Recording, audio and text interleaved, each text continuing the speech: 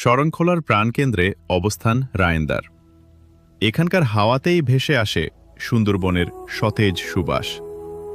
নদীর বুকে ভোরের সূর্যোদয় কিংবা গোধূলির লালচে আলো রায়েন্দাকে রূপকথার মতো মায়াবী করে তোলে।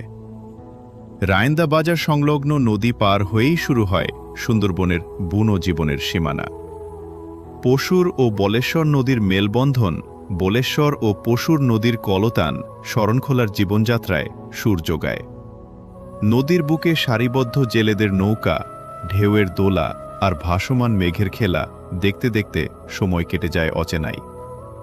নদী এখানকার মানুষের জীবন ও জীবিকার প্রধান উৎস। রায়েন্দা কেবল একটি প্রশাসনিক কেন্দ্র বা বাজার নয়, এটি শরণখোলার সামাজিক ও বাণিজ্যিক হৃদস্পন্দন। সকাল থেকেই খাঁটি শুটকি, বনের মধু আর তাজা সামুদ্রিক মাছের পোষা নিয়ে জমজমাট হয়ে ওঠে এই ঘাট। মানুষের হাসি মুখ ও স্থানীয় ভাষায় কথোপকথনের মাঝে এক অপরিসীম আত্মিক উষ্ণতা খুঁজে পাওয়া যায়। পর্যটনের প্রবেশদ্বার, সুন্দরবনের প্রাকৃতিক সৌন্দর্য উপভোগের অন্যতম সেরা পথ হল এই শরণখোলা রেঞ্জ।